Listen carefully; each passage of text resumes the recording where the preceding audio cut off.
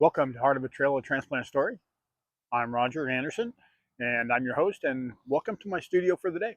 Well, for part of the day, I'm out here on the south coast of Oregon, actually in the central part of Oregon.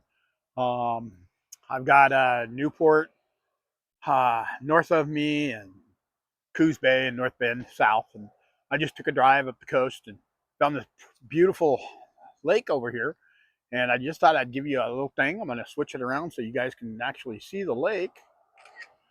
Oh, took a picture. Oh, I can't.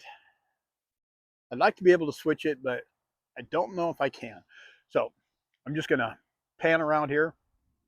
You can see in the background this beautiful lake right off of 101. There's a little uh, pier here and people fishing, and just a beautiful spot, and it's this kind of just getting out in nature and just seeing what's there. You can see the beautiful hills behind me. Um, just lush forest out here, and it's just it's nice to come out and find these spots. I standing right next to the water on the boat ramp's closed, but I'm standing here on the boat ramp and just really enjoying the day. It's a Sabbath, and you know, being out here, beautiful sunshiny day. There's really not a cloud in the sky that I can see. Uh, just is really what life's all about. Getting out and seeing what God's created for us. Um, as a heart transplant patient, you have a lot of days where you're not feeling good. You're stuck in inside. You're stuck just not having the energy to do a lot of things. And before my heart transplant, after my heart transplant, a lot of people consider me the Energizer Bunny. Sometimes I try to get my 10,000 steps in a day and uh, try to do as much work as possible. Just live life to the fullest. I was reading here the other day on our heart transplant blog. Some people talking about life after heart transplant, and a lot of different things happen, and we always are kind of fighting the different rejection. We're fighting the meds. We're just all kinds of things, and so we want to be able to live life. And the questions we get are just amazing. And probably the one question lately that I've gotten a lot of is, what are the side effects? What are the things that happen? And of course, I've talked about the infections lately. I've had several of them, and I think I'm going to try to walk out here on the pier. The fishermen, oh, are so, but I'll walk out here and maybe we can get a little bit of better view out. So, but the neat thing about transplant is the experience and being able to talk to people. But the questions really can get serious, and we talk.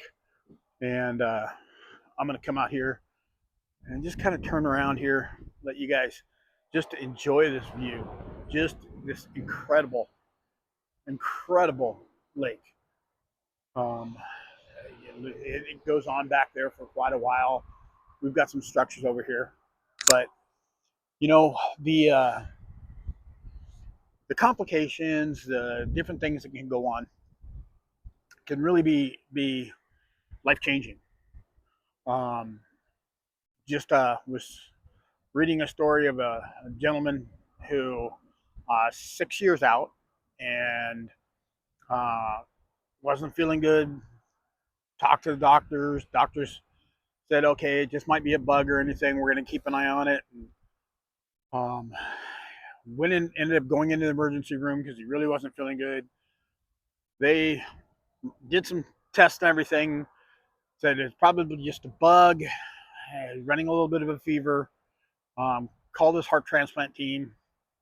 Team said, well, see how you feel, and if you're not getting any better, come get back in here to the hospital where he had the transplant done. Um, because they don't do transplants in just any hospital. It's all over. You know, there's only a few centers that do them. So he ended up a couple days later going into his heart transplant team, and they discovered he had a pretty severe case of rejection. Um, 3.5 weeks, I think he said he spent in the hospital, uh, in with pumping IV full of prednisone, the big one, and all the other things to try to combat the um, rejection. Luckily, he came through, and he was able to write his story. You know, but that's one of the biggest. But the other little things, it's uh, gotten invited to a potluck, and of course I had to decline. Potlucks are one of those things that they're kind of a no-no, because anybody not knowing they have anything, handling a utensil, you pick it up. Uh, Maybe just the bacteria that's available in a lot of different things, and can really get you. So unfortunately, potlucks are out. You're not supposed to do those. Buffets, you're not supposed to do those. You got to be really careful. You know, there are certain foods you can't eat. Um, so those are just some of the things. One of the other questions I've been getting a lot lately is how painful was it?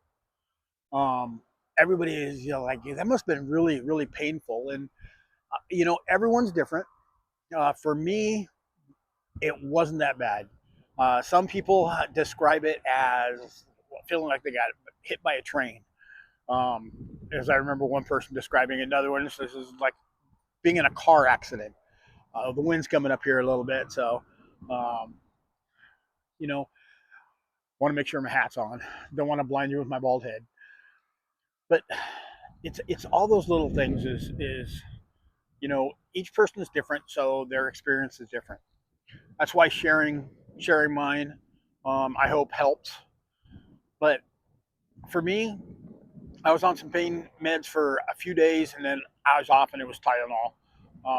When I left the hospital, they had me take a pain medication for my first time in a car driving, just because that chest can be awfully sore, and that was pretty much it. I, I really didn't have discomfort at all. Prednisone, that was a bit much. I really reacted to prednisone.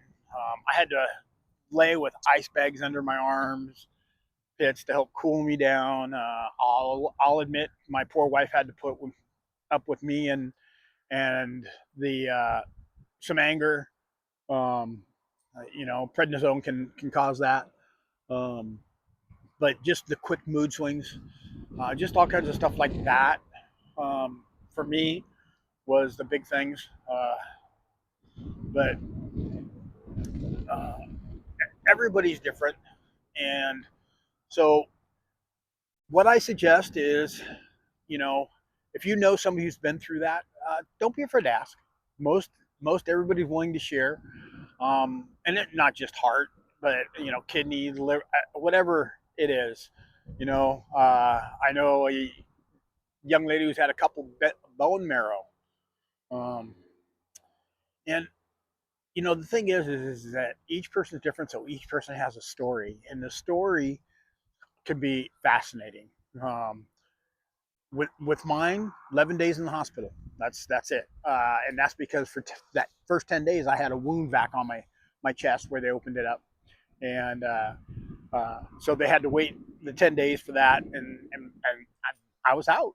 I was out, and I wouldn't say it was easy, but overall it was pretty easy. I mean, I was up walking, a lot of painful walking. I put on a lot of water weight. Had a hard time getting the fluids off my body there at the beginning, and but kept on walking and walking. And when I was tired of walking, we did some more walking. So that 2 months after, I've mentioned before, my wife and I went on a walk, flat ground. out in the marshes there in the Bay Area, and there was a loop, and we just started walking, and we've been walking for quite a while, and my wife was like, "Okay, do we turn around and go back?" And well, we there was a little restroom area up. We went and stopped there, looked at the map, and realized we were halfway around this loop, and it was like, well, either way, it's the same amount back, so let's just continue, go around the loop. We got done. Turned out to be a 7 mile walk. So 2 months after the heart transplant, I did a 7 mile walk. And I've mentioned before the end up doing some 5Ks, and that's very unusual, but it's what God allowed me to do, and I'm happy to say is that I'm doing good. I just had my checkup, and they're really happy. I'm going strong, and looking forward to lots of adventures. And today I'll probably film maybe one or two more out in some different areas. I got a couple more topics to talk about, but I just want to touch base with you guys. Hope you're having a wonderful day, and we'll talk to you soon. Goodbye.